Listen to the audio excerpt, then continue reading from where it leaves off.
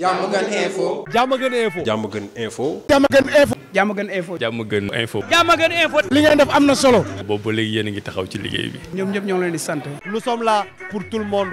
waa askan.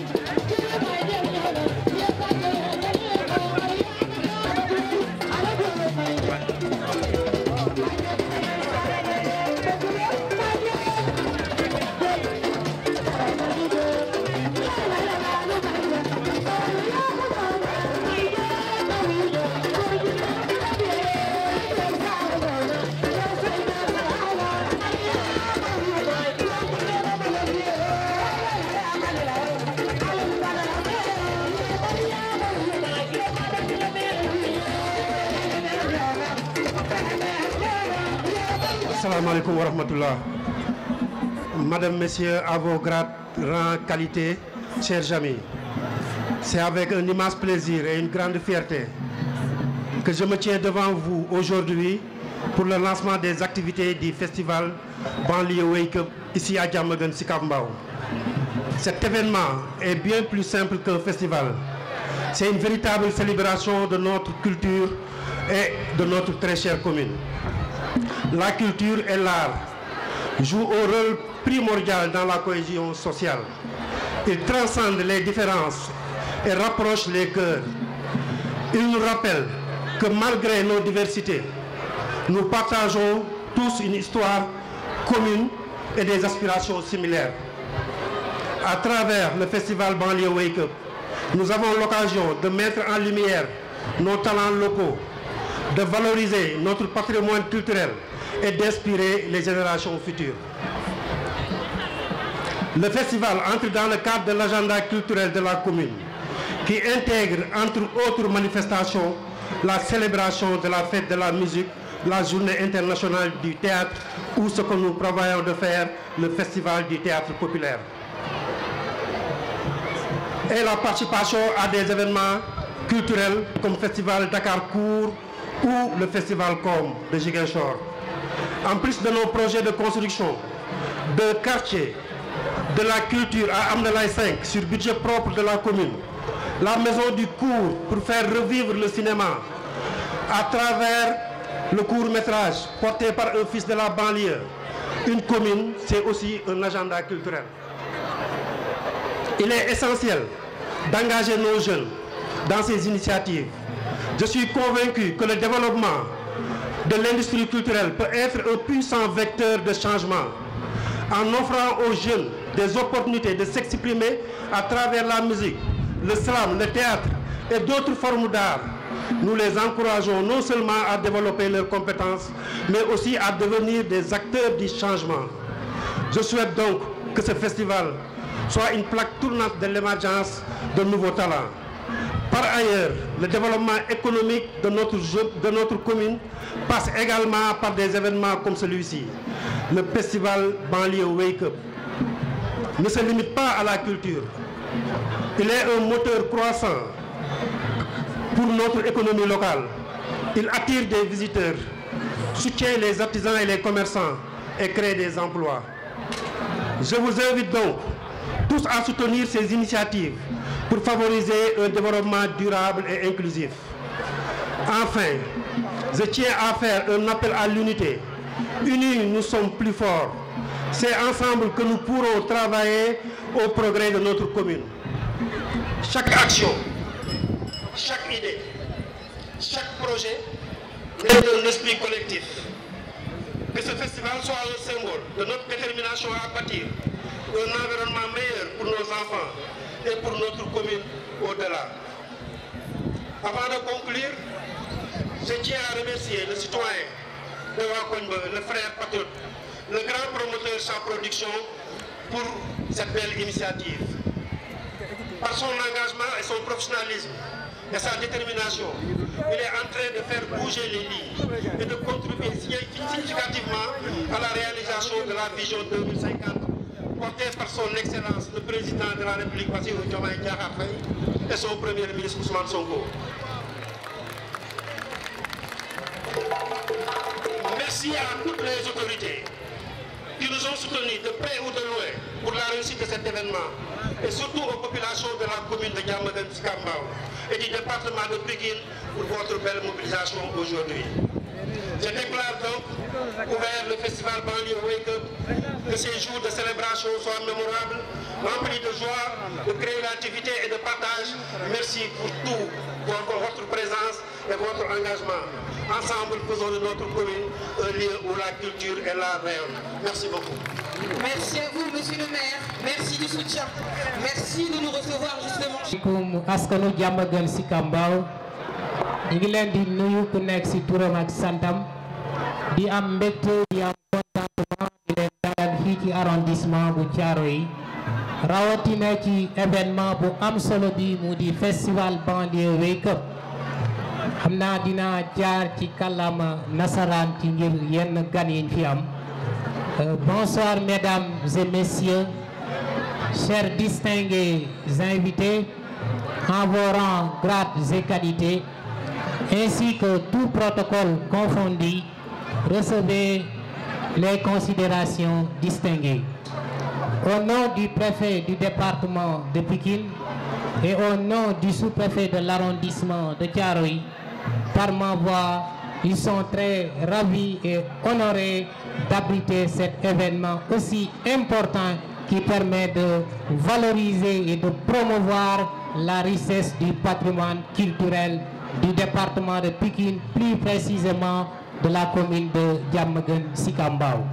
Ça permet, entre autres, de promouvoir la destination de Diamaguène Sicap Mbao.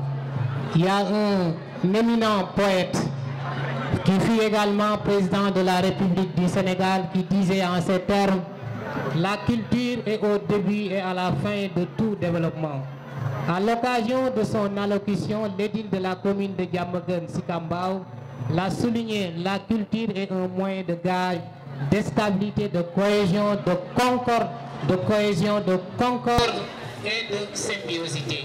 C'est la raison pour laquelle ce genre d'activités, nous ne pouvons que les saluer, les magnifier, d'autant plus que ça permet de raffermir et de consolider les liens. Je pense bien que je ne vais pas trop tirer en longueur, c'était juste pour placer quelques mots mais ce serait également l'occasion de saluer l'autre maire de la commune qui est également parmi nous, le maire de la commune de Tivaouane-Diacksao, l'honorable député Moussa Fall, ainsi le commissaire de police, les députés, les directeurs généraux, les adjoints des maires, le conseil municipal, le cabinet humain, ainsi que tous les honorables invités, chère population de Diamaguène Sicap Mbao, je vous dis soyez les bienvenus et je vous souhaite de passer un excellent festival. Je vous remercie de votre aimable attention. Merci. Et bon. Merci encore une fois du soutien, monsieur l'adjoint.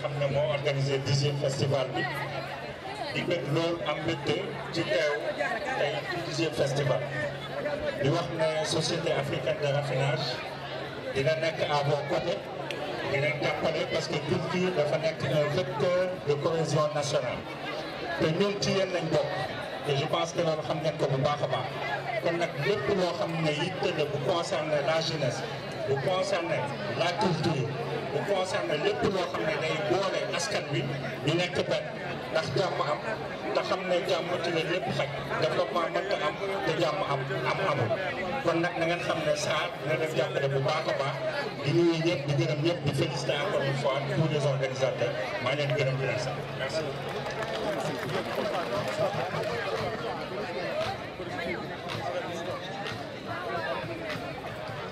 Merci beaucoup, monsieur le directeur général de la SAR. Alors à présent, damay jox kàddu gi koo xamante ni dafay def liggéey bu jéggi dayoo ci culture urbaine ci banlieue bi. Je veux nommer Matador, président de Africulture urbaine. ngeen tàccul ma bu baax parce que mu ngi def liggéey bu am solo ci banlieue bi pour fësal li nga xamante ni mooy les différents métiers qui gravitent autour des cultures urbaines. Matador.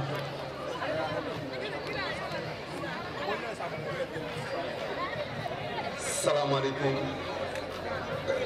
Diamaguène salaamaaleykum la banlieue maa ngi nuyu ñu teew fii ñëpp autorité yi nekk si ginnaaw monsieur le maire honorable député yi nekk si ginnaaw vraiment tey dama kontaan parce que bu ñu gisee lu rafet ci banlieue bi dañuy kontaan parce que dañuy yàgg a xeex pour suñu banlieue donc ñu gis lu mel nii muy ouverture 10e édition benn festival fii ba ñuy gën a nekk ay jeunes ça fait plus de 25 ans dañ fi doon taxaw concert yi gën a neex Sénégal yi gënoon am doole fii la doon am ñu ko doon def ak waa Cëmba musique tey ñu dem ba chaine di teg lu mel nii si Diamaguène si banlieue bi fii vraiment dañ koy féliciter bravo mon frère chapeau vraiment je suis fier et content de vous ak ñi nga àndaloon ñëpp parce que 10 éditions du yomb 10 éditions du lu yomb ci culture Sénégal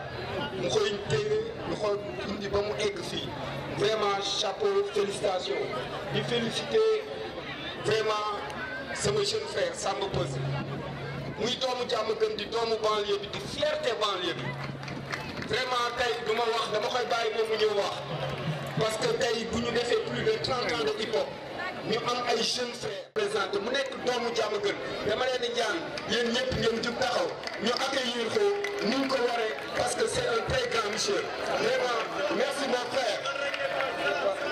Peuzzi sous applaudissement doomu Diamaguène mu indi beneen xeetu rek assumé ko et il représente dignement Sénégal fépp ci àdduna gi Samba Peuzzi.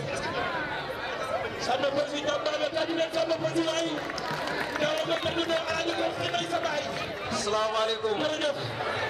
salaamaaleykum sama waa koñ day metti rek waaye maak yéen ñooy àndandoo noonu la demee eh bien kontaan naa tey tase fi ak samay rakk tase fi ak samay papa samay frère di leen wax dara si benn nit kenn koo xamante ni mën naa ni sama mag la quoi dama ko jàppee comme sama mag mu bokkal ndey ak baay parce que dafa jàpp samay début quoi muy Char waaw dafa jàpp samay début jàppale ma ba tey fi ñu egsi nii tey te di leen wax tamit 10e édition si lu mel nii nekkul 10 jours xam nga di wax jeunesse bi yëpp di leen wax jeunes yi lii seen yëpp la tey fii nii waroon na gën a bëri jeune tamit loolu laay wax quoi di leen wax ni que affaire yi ngeen siy jàpp bu baax a baax parce que li suñ ko tegee yombul am na ñeneen ñu ko bëgg a am amuñu ko di wax tamit gars yi ñu gën a jàppale jeunesse bi parce que jeunesse bi ñooy ëllëg suba parce que man ku ma xam sama combat leen la mooy fexe ba booy banlieue yi maanaam ñuy xalaatee si beneen anam maanaam ci kaw ñuy xalaat di représenter lu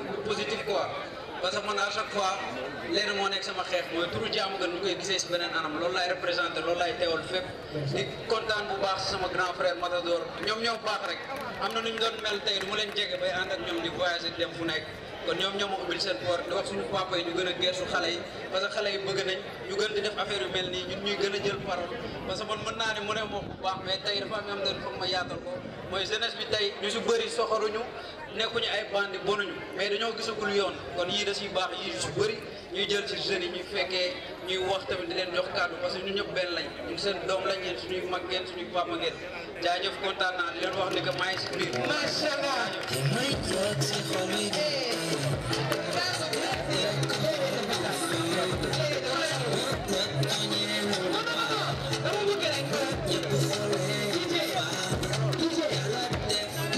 est-ce que d'accord ngeen lan ngeen bëgg Matador may ñu tey man nag ngay bañ d'accord lan ngeen bëgg Samba Peuzzi may ñu tey lan d'accord alors Matador damay bàyyi rek gars yi soo ak Apenda nga commencé par man rek ngay bañ Samba Peuzzi xeeru la.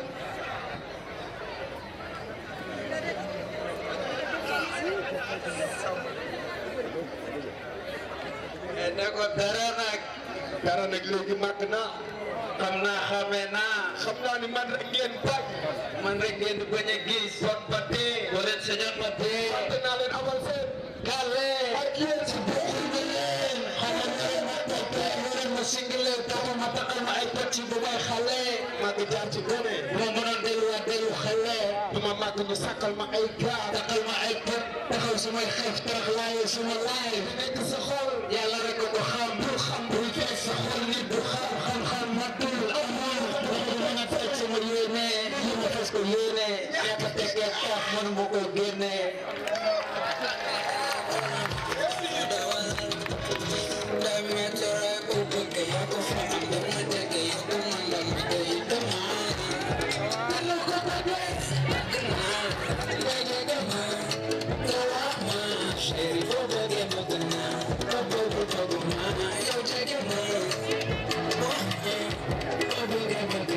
Diamaguène Info. Diamaguène Info. Diamaguène Info. Diamaguène Info. Diamaguène Info. Diamaguène Info. Diamaguène Info. li ngeen def am na solo. boobu ba léegi yéen a ngi taxaw ci liggéey bi. ñoom ñëpp ñoo ngi leen di sant. Nous sommes là pour tout le monde.